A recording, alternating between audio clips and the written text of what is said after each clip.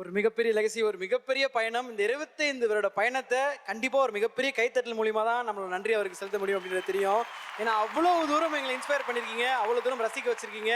ஒவ்வொரு காட்சிகளும் பார்க்கும்போது தேட்டர் எங்களை மிரள வச்சிருக்கீங்க. இந்த பயணத்திற்கு ஒரு பெரிய கைத்தட்டல், அரங்கம் நிறைந்த கைத்தட்டலோட இயக்குனர் ஏ.ஆர். முருகதாஸ் அவர்களை மேடைக்கு அழைக்கிறோம். வந்திருக்கின்ற நண்பர்கள் எல்லாருக்கும் எனது இனிய வணக்கம்.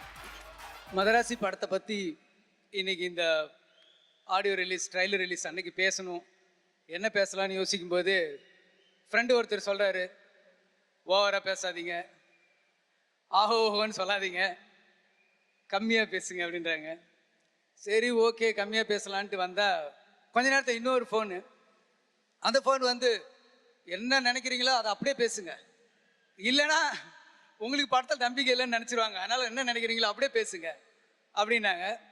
உண்மையிலே எனக்கு வந்து இந்த படத்தை வந்து ஆரம்பித்த புள்ளி அப்படின்னு எடுத்துக்கிட்டா சிவகார்த்திகேயன்ட்டு தான் இது ஸ்டார்ட் ஆச்சு. எஸ்கே வந்து ஃபஸ்ட்டு நம்ம ஒரு படம் பண்ணலாம் அப்படின்னு சொல்லிட்டு ஒரு 2 இயர்ஸ் ரெடி பண்ணிட்டு இருந்தோம். எப்பயுமே சொல்லுவாங்க சினிமாவில் வந்து ஒரு சினிமாவில் ஒரு வெற்றிக்கு குறி வைக்கணும்னா ஒரு பறவை இங்கே போகுதுன்னா அங்கே அங்கே அங்கே அடிக்கக்கூடாது, அந்த பறவை இங்கே இந்த ஸ்பீடில் இங்கே வரும்னு சொல்லி இங்கே தான் அடிக்கணும் அப்படின்னு சொல்லுவாங்க பொதுவாக. ஆனால் எஸ்கேவை பொறுத்த வரைக்கும் அவரோட வளர்ச்சி பார்த்தீங்கன்னா நம்ம ஸ்கிரிப்ட் பண்ணி முடிக்கும் போது அவர் வேற இமேஜில் போயிருப்பார். அவரோட ஸ்டார்டிங் அந்த பிகினிங் பீரியட்லேருந்து நான் பார்த்துக்கிட்டு வரேன். அவரோட வளர்ச்சிங்கிறது வந்து உண்மையிலே ஒரு அற்புதமான விஷயம். ஒரு சாதாரண மனுஷனும் டெய்லி சினிமாவில் எதையோ சாதிக்கலான்னு ஒரு கனவுகளோடு வந்து சென்னைக்கு வந்து இறங்குறாங்க பார்த்தீங்களா, அவங்களுக்குலாம் ஒரு நம்பிக்கை இருக்குன்னா எந்த பின்பலம் இருந்தாலும் சினிமாவில் சாதிச்சிடலாம், எவ்வளோ கஷ்டம் ஒரு திறமையும் உழைப்பும் இருந்தால் போதும் அப்படின்னு இருந்தால் நம்ம ஜெயிச்சிடலான்ற நம்பிக்கை வந்து எஸ்கே அவர்கள் கொடுத்துருக்காரு. இன்னைக்கு நிறைய இளைஞர்கள் சினிமாவுக்கு வராங்க அப்படின்னா நம்மளும் அந்த மாதிரி சாதிக்கலாம் அப்படின்னு ஒரு நம்பிக்கை அவர் கொடுத்துருக்காரு. அவர்கிட்ட இருந்து தான் இந்த படம் முதல்ல ஸ்டார்ட் ஆச்சு. ரொம்ப கடினமான உழைப்பாளி. யார் வந்து குழந்தைங்க ஆடியன்ஸை ஃபஸ்ட்டு பிடிக்கிறாங்கனோ அவன் கண்டிப்பாக ஒரு நாள் ஒரு பெரிய உச்சத்தை பிடிப்பாங்க. அவர் பண்ண ஃபஸ்ட்டு விஷயமே குழந்தைங்க ஆடியன்ஸை பிடிச்சிட்டாரு. குழந்தைங்க, லேடிஸு, ஃபேமிலி ஆடியன்ஸை பிடிச்சிட்டு அதுக்கப்புறம் மாஸ்க்கு வந்தது தான் அவரோட பெரிய ப்ளஸ். சினிமாவில் வர்றதுக்கு முன்னாடி அவர் ஆல்ரெடி எல்லாரும் மனசுலையும் இடம் பிடிச்சிட்டாரு. ஸோ அவரை வச்சு நம்ம படம் பண்ணுறோம் அப்படின்னும் போது உண்மையிலே எனக்கு வந்து ரொம்ப சந்தோஷமாக இருக்குது. அவருடைய வளர்ச்சி ஒன்று பார்க்கும்போது 10 பத்தாத்துக்கு துப்பாக்கி அவர் கையில் வேற கொடுத்துட்டாரு. இது வந்து மதராசி அண்டர் ப்ரொடக்ஷனில் நடந்துச்சு. இப்படி ஒரு விஷயம் நடந்ததே எனக்கு தெரியாது. அது இல்லாமல் தான் நாங்கள் பிளான் பண்ணோம். நீங்கள் மதராசி படம் வரும்போது பாருங்கள், கண்டிப்பாக அந்த துப்பாக்கியை ரொம்ப இறுக்கி பிடிச்சிருக்காருங்கிறது உங்களால் உணர முடியும். தேங்க்யூ சிவா. எப்பயுமே ப்ரொடியூசர்ஸ் வந்து ஒரு கணக்கு போட்டு இதுக்குள்ளே என்ன ப்ராஃபிட் வரும்னு தான் பார்ப்பாங்க. ஆனால் படம் நல்லா வரணும் அப்படின்னு பார்க்குறவர் பிரசாத் சார். அதுக்கப்புறம் இந்த படத்துக்கு இன்னொரு ஹீரோ இருக்காரு. அந்த ஹீரோ வேற யாரும் இல்லை, அனிருத் தான். வழக்கமாக வந்து ஒரு தியேட்டர் விட்டு வந்து ஃபர்ஸ்ட் ஷோ முடிஞ்சு வெளில வரும்போது எல்லாரும் என்ன சொல்லுவாங்கன்னா படம் நல்லா இருக்கு, அது நல்லா இருக்கு, செகண்ட் ஹாஃப் ஃபர்ஸ்ட் ஹாஃப் ஏதோ பேசுவாங்க. ஆனால் பிஜிஎம் நல்லா இருக்குங்கிற அந்த ட்ரெண்டே வந்து அணியோட பீரியடுக்கு அப்புறம் தான் வந்தது நான் நினைக்கிறேன். நான் வந்து ரொம்ப சோர்வாக இருக்கும் போதெல்லாம் அணியோட விக்ரம் பிஜிஎம் மட்டும்தான் கேட்டுக்கிட்டே நான் ட்ராவல் பண்ணுவேன். அனிருத் நீங்கள் வந்து பியூட்டிஃபுல்லான சாங்ஸ் கொடுத்துருக்கீங்க.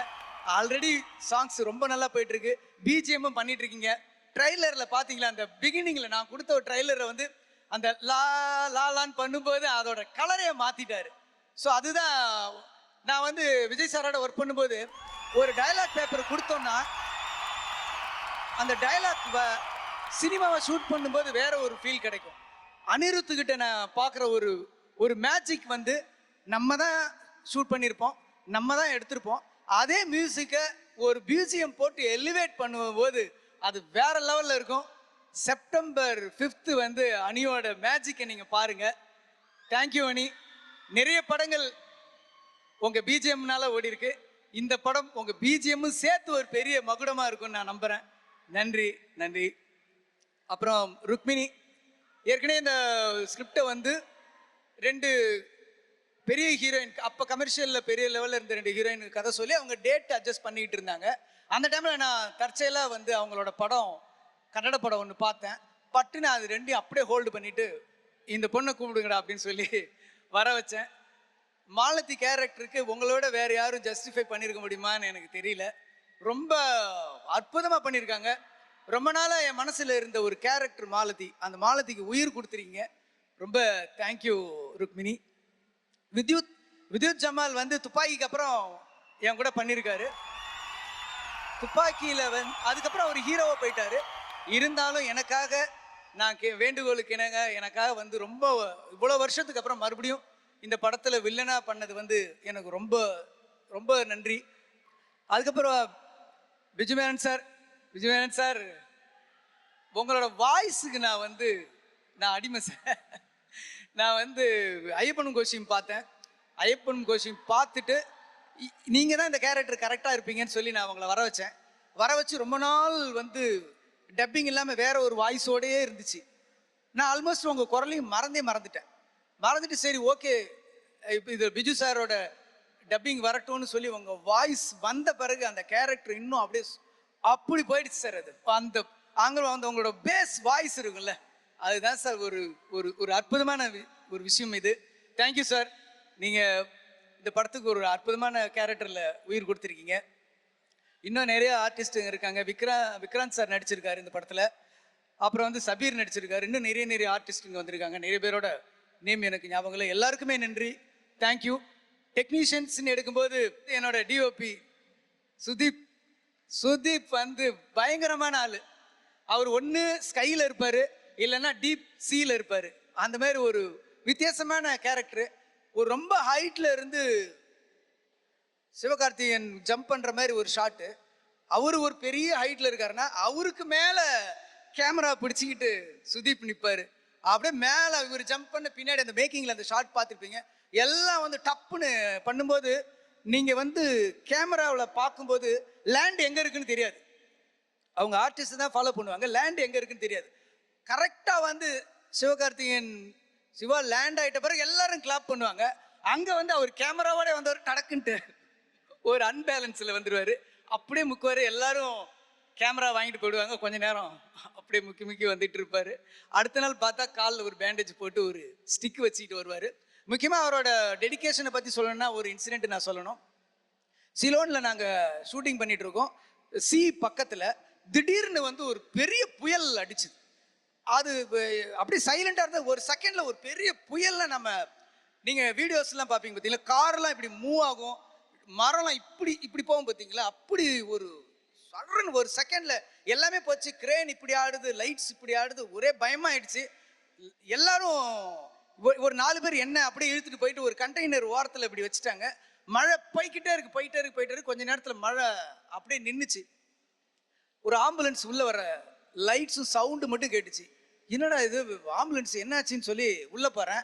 நான் உள்ள இருந்தப்போ ஒரு ஃபிளாஷ் ஃபார்வர்டு என்ன நடந்திருக்குன்னா, உள்ள நான் அந்த மழையில நான் இங்கே ஒதுங்கி இருக்கும்போது அந்த ஃபுல் காத்து அடிக்குது பார்த்தீங்களா, அதுல வந்து அந்த ட்ரோன் கேமரா வந்து இவ்வளோ பெருசு இருக்கும். இந்த கேமராவோட ஒரு 10 டைம்ஸ் பெருசா இருக்கும். அந்த கேமரா இப்படி வரும்போது அந்த விண்டில் அன்பேலன்ஸ்ல அது இடிச்சிடக்கூடாதுன்றதுக்காக சுதீப் என்ன பண்ணாரு, பட்டு போய் அதை பிடிச்சிருக்காரு. பிடிச்சப்ப அந்த பிளேடு வந்து கட்டாயி அவர் விரல் துண்டா போயிடுச்சு. இப்போதான் தெரியுது அந்த ஆம்புலன்ஸ்ல சுதீப்பை ஏற்றி போயிட்டாங்க. நான் செட்டுக்கு வேகமாக போகிறேன். இப்போ மழை நின்றுடுச்சு. ஆனால் இருட்டு மட்டும் இருக்குது. லைட்ஸ் ஜென்ரேட்டர்லாம் அப்படியே ஆஃப் பண்ணியிருக்காங்க. எல்லார் கையிலையும் செல்ஃபோன் ஆனில் இருக்குது. நீங்களாம் ஆன் பண்ணியிருந்தீங்க பார்த்தீங்களா, அதே மாதிரி எல்லாரும் இப்படி தேடிட்டு இருக்காங்க. எனக்கு ஒன்றுமே புரியல, என்ன தேடுறாங்க எல்லாரும். ஒன்று பார்த்தா அவரோட ஃபிங்கர் தேடிட்டு இருக்காங்க எல்லாரும். ஐயோ யாரும் நவுந்துடாதீங்க, அப்படியே தேடுங்க, யாரும் அவரோட ஃபிங்கரை மிதிச்சிடாதீங்கன்னு சொல்லி அப்படியே தேடிட்டு இருக்காங்க. இப்போ இவர் வந்து ஆம்புலன்ஸில் ஹாஸ்பிட்டல் போயிட்டாரு. அது சண்டே மிட்நைட் 12:30க்கு அங்கேருந்து ஃபோன் பண்ணி டாக்டரை கூப்பிட்டுருக்காரு. டாக்டர் வரணும் அப்படின்னு சொன்ன உடனே அவர் மாதிரி ஃபிங்கர் ஒருத்தர் கட் ஆகிடுச்சு சார். நான் சரி ஓகே நான் இப்போ கிளம்பி வந்துடுறேன், ஃபிங்கர் பத்திரமா இருக்குல்ல அப்படின்னாங்க. சார் இல்லை சார், ஃபிங்கர் தேடிட்டு இருக்காங்க சார். ஃபிங்கர் தேடிட்டு இருக்காங்களா? ஐயோ சண்டே அன்னைக்கு நான் எப்படியா வர்றது அப்படின்னு. இல்லை நீங்கள் வாங்க அப்படின்னு ஒன்று இங்கே போயிட்டோம். கொஞ்சம் தூரம் தேடிக்கிட்டு இருக்கும்போது பட்டுன்னு அந்த ஒரு மேக்கிங்ல இருக்கின்றவர் அந்த ஃபிங்கர் கிடைச்சிக்கிட்டு அந்த ஃபிங்கரை எடுத்துக்கிட்டு அடுத்த வண்டியில வேகமா போனோம். அன்னைக்கு நைட்டே அந்த பக்கம் டாக்டர் வர இந்த பக்கம் ஃபிங்கர் எடுத்துட்டு போய் ஒரு 1 ஹவர்ல அந்த அந்த டைம் அந்த விண்டோ டைமுக்குள்ள அவரோட ஃபிங்கர் வந்து அவரோட கையோட வச்சு அவரையும் அவர் விரலையும் ஒண்ணா சேர்த்தோம் நாங்க. அந்த அளவுக்கு இருந்தது. மறுநாள் ஷூட்டிங் கேன்சல் பண்ண சொன்னாரு. இல்ல இல்ல அவுட்டோர்ல ரொம்ப செலவாகும், மறுநாள் பண்ணும், இன்னொரு கேமராமேன் வரணும் அப்படின்னு முடிவு பண்ணா. ஆனா அவருக்கு பொசசிவ், நான் விட மாட்டேன் அப்படின்னு சொல்லிட்டு மறுநாளே அதுக்கு கட்டு போட்டு ஒரு தம்ஸ் அப் மாதிரி அப்படியே செட்டுக்கு வந்துட்டாரு. இன்னும் சொல்ல போனா ஒரு கேமராமேனுக்கு அவரும் ஹேண்டில் ரொம்ப பண்ணுவாரு. அவருக்கு வந்து இப்படி பிடிச்சிட்டு இருக்க அந்த ஃபிங்கரோட நீங்க அந்த படம் அந்த ஆக்ஷன் எடுத்ததுக்கு thank you Sudeep, love you. Arun art director இந்த படத்துக்கு என்னென்னலாம் பண்ணியிருக்காருன்றதை நான் இப்போ சொல்ல முடியாது. நீங்க படம் பார்த்துருங்க, எப்படி ஒரு செட்டை அப்படி அவர் கிரியேட் பண்ணியிருக்காரு அப்படிங்கிற சொல்றேன். Thank you Arun. Lyricist Vignesh Sivan sir நல்லா ஒரு அற்புதமான சாங் பண்ணாரு. விவேக் சார் நல்லா பண்ணாரு. சூப்பர் சுப்பு நல்லா பண்ணாரு. ஆதேஷ் சார் நல்லா ஒரு அற்புதமான சாங் பண்ணாரு. விஷ்ணு, எல்லாருமே லிரிக்ஸ் ரொம்ப பிரமாதமா பண்ணியிருக்காங்க. அப்புறம் மேனேஜர் சுந்தரராஜன், எப்பயுமே நான் ஒரு பேரை மறந்துடுவேன், கோச்சிக்கு வந்து உங்க பேரை நான் ஏன் மறக்கிறேன்னா நீங்க நெஞ்சோட கீழே இருக்கீங்க, அதனால மேலே வரமாட்டேன்றீங்க. தேங்க்யூ உங்க டீம் எல்லாருக்குமே தேங்க்யூ. கடைசியா முக்கியமா என்னோட சேர்ந்து ரொம்ப கஷ்டப்பட்ட என்னுடைய உதவி இயக்குநர்களை நான் அந்த மேடையில் கூப்பிட்டு, ஒரு படத்துல வந்து அந்த ஸ்கிரிப்டில் ஃபர்ஸ்ட் பிள்ளையார் சுழி போடுவோம் பார்த்தீங்களா, அந்த பிள்ளையார் சுழி போட்டு கடைசியில் ரோலிங் டைட்டில் முடிஞ்சு பிரிண்ட் டெலிவரி பண்ணி செப்டம்பர் 5 உங்களோட சேர்ந்து ஃபர்ஸ்ட் டே ஃபர்ஸ்ட் ஷோ பார்க்குற வரைக்கும் என் கூட இருக்கிறவங்க இந்த அசிஸ்டன்ட் டைரக்டர்ஸ் தான். எனக்கு மட்டும் இல்லை, எல்லா டைரக்டருக்குமே அசிஸ்டன்ட் டைரக்டர்ஸுங்கிறது ஒரு ஒரு என்ன சொல்றது, ஒரு பில்லர் மாதிரி. இவங்களோட கண்ணில் இருக்கிற அந்த கனவும் நெஞ்சில் இருக்கிற அந்த கனவும் உங்களோட ஆசீர்வாதம் உங்களோட விஷஸ் இருந்தால் தான் அது நிறைவேறும். ஸோ இதில் வந்து ஒரு 4-5 பேர் கண்டிப்பாக இந்த செட்டில் இருந்து வெளியில் போவாங்க. என்னால் ஒரு விஷயம் பெருமையாக சொல்லிக்க முடியும், இன்னைக்கு இந்தியா ஃபுல்லாக 12 டைரக்டர்ஸ் என்னுடைய அசிஸ்டன்ட் டைரக்டர்ஸ் இருக்காங்க. ஸோ அதை நினைக்கும் போது எனக்கு சந்தோஷமாக இருக்குது. என்னோட பிரதர்ஸ், என்னோட அசிஸ்டன்ட்ஸ், என்னோட எக்ஸ்டெண்டட் ஃபேமிலி, என்ன வேணா நீங்கள் சொல்லலாம். Thank you guys. சீக்கிரமாக நீங்கள் எல்லாமே டைரக்டர் ஆகணும். அடுத்து இப்போ அடக்கி வாசிக்கலாமா இல்லை மனசில் இருக்கிறத சொல்லலாமா நினச்ச மதராசி பற்றி ஃபியூ வேர்ட்ஸ். என்னோட நான் எங்கள் டீம் எல்லாருமே சேர்ந்து எங்களுக்கு சந்தோஷத்தை கொடுக்குற ஒரு ஸ்கிரிப்ட் எழுதணும். அந்த ஸ்கிரிப்டை நாங்கள் சந்தோஷப்படுற அளவுக்கே நாங்கள் எடுத்துட்டோம். செப்டம்பர் 5 நாங்கள் அடைஞ்ச சந்தோஷம் நீங்களும் அடைவீங்கன்னு சொல்லி நான் நம்புகிறேன். எப்பயுமே ஒரு இந்தியா ஜெயிச்சிருச்சு. ஆனால் அந்த இந்தியாவை இருக்கிற நம்ம 130 crores ரெப்ரசென்ட் பண்ணுறது அந்த டீம். அதில் இருக்கிற ஒரு 15 பேர், அதில் இருக்கிற 10 பேர், அவங்க வின் பண்ணிட்டாங்களா, யாராவது ஒரே ஒரு ஆள் தான் வந்து அந்த கப்பை வாங்குவாங்க. அந்த கப்பு வாங்குற ஒரே ஒரு ஆள் நான். ஆனால் எனக்கு பின்னாடி இவ்வளோ பேரோட உழைப்பு இருக்குது. நிறைய பேர் நான் பேரை விட்டுருப்பேன், ஆர்ட் டைரக்டர் நிறைய ஆட்கள் சொல்லாமல் தவறியிருப்பேன். அவ்வளோ பேரோட உழைப்பு கனவு இருக்குது. இந்த படத்தை பாருங்க, உங்களுக்கு பிடிக்கும். நன்றி, வணக்கம். Thank you sir. ஒரு சில கேள்விகள் சார். எல்லா திரைப்படங்களையுமே வந்து மக்களுக்கு கண்டிப்பாக விழிப்புணர்வு வரக்கூடிய அரசியல் பேசுவீங்க. அந்த வகையில் மதராசி திரைப்படத்தை பொறுத்த வரைக்கும் ஏதாவது அரசியல் பேசுறீங்களா? இதில் அரசியல்னு சொல்ல முடியாது. என்ன சொல்றது, இன்னைக்கு சொசைட்டியில் இருக்கிற ஒரு வரப்போற விஷயத்த ஒன்று சொல்லுவோம்ல, இப்படிலாம் நம்ம ஊரில் வர வாய்ப்பு இருக்கு அப்படின்னு சொல்ற ஒரு எச்சரிக்கை படமாக இது இருக்க வாய்ப்பு இருக்கு. ஒரு எச்சரிக்கை படமாக இருக்க வாய்ப்பு இருக்கு. Okay sir. சார், நீங்கள் சூப்பர் ஸ்டார்லேருந்து நிறைய ஸ்டார்ஸோட ஒர்க் பண்ணியிருக்கீங்க. எங்கள் அண்ணன்ட்ட ஒரு தனித்திறமையாக நீங்கள் பார்த்து ரசித்த ஏதாவது ஒரு விஷயம் இருக்கும். எஸ்கே அண்ணனோட தனித்திறமையாக நீங்கள் பார்க்குற விஷயம் என்ன சார்? அவரோட திறமை எல்லாருக்குமே தெரியும். இருந்தாலும் நான் சொல்கிறேன், அவரோட டைமிங், நான் முன்னாடி சொன்னதான், அவரோட சென்ஸ் ஆஃப் ஹியூமருங்கிறது எழுதுறது இல்லை, ஸ்பான் அப்படி நம்ம கொடுக்கும்போது அப்படியே அடிக்கிறது இருக்குல்ல, அந்த குயிக்னஸ் தான் அவருக்கு வந்து உங்களை மாதிரி இருக்கிற அந்த இடத்துல இருந்து வந்தனாலே என்னன்னு எனக்கு தெரியல. அந்த ஸ்டேஜ்ல இருந்து இப்போ வந்து நம்ம அடிச்சுலாம் எழுதலாம், சினிமானா அடிச்சு எழுதலாம், திருத்தி எழுதலாம். ஆனால் ஸ்டேஜில் வந்து அப்படி பண்ண முடியாது. அந்த பஞ்சை அப்பவே அடிச்சு அப்பவே நம்ம பஞ்சை ரசிக்கிறாங்களாங்கிறது தெரிஞ்சிடும். ஸோ அந்த மாதிரி ஆடியன்ஸோட பல்ஸு, அவரோட சென்ஸ் ஆஃப் ஹியூமர் வந்து எனக்கு ரொம்ப ரொம்ப பிடிச்சிருக்கு. நீங்கள் அமிதாப் சார்ல இருந்து எடுத்துக்கிட்டாலும், நம்ம தலைவர் எடுத்துக்கிட்டாலும் சரி, விஜய் சார் எடுத்துக்கிட்டாலும் சரி, சென்ஸ் ஆஃப் ஹியூமர், அந்த காமெடி டைமிங்னு ஒன்று இருக்குல்ல, அது வந்து எஸ்கேக்கு வந்து வேற லெவல். அவரு என்ன, அவரு அந்த அந்த ஹியூமரும் அவரை நான் மதராசியில் ட்ரை பண்ணிக்கிற விஷயம்தான். நான் மொத்தமாக அவர் ஆக்ஷனுக்கு மாற்றக்கூடாது. ஏன்னா அவருக்கு விட்ட பிடிச்சதே அந்த ஹியூமர் தான். அந்த அதுவும் வேணும். ஆனால் அவருக்கு அடுத்த டைமென்ஷனையும் கொடுக்கணும். அதை தான் நாங்கள் மதராசியில் பண்ணியிருக்கோம். எனக்கு அவரோட சிரிப்பு எனக்கு ரொம்ப பிடிக்கும். ஒரு அழகான சிரிப்புக்கு சொந்தக்காரர். இந்த படத்துல கேமியோ ஏதாவது பண்ணிருக்கீங்களா சார்? நான் மான் கராத்தேல உங்களோட கேமியை பார்த்தோம். அது நான் ஏற்கனவே ஒரு தடவை சொன்னேன், விஜய் சார்கிட்ட இருக்கும்போது சொன்னேன், நீங்கள் ஏதாவது உங்கள் படத்தில் நடிப்பீங்களான்னு. விஜய் சார் படத்தில் நான் நடிப்பேன் அப்படின்னு நான் அப்போ சொல்லியிருந்தேன். அதுக்கப்புறம் நான் நடிக்கல, அந்த படத்துக்கு அப்புறம் நான் நடிக்கல. ஆனால் இந்த படத்தில் ஒரே ஷாட்டுக்கு நான் வருவேன். Super super. ஏன் அப்படின்னா எனக்கு அந்த வைப்பு கிடைச்சிச்சு. அந்த வைப்பு கிடைச்சி. நீங்கள் சலம்பல சாங் பார்க்கும்போதே உங்களுக்கு அந்த ஒரு ஃபீல் இருக்கும்.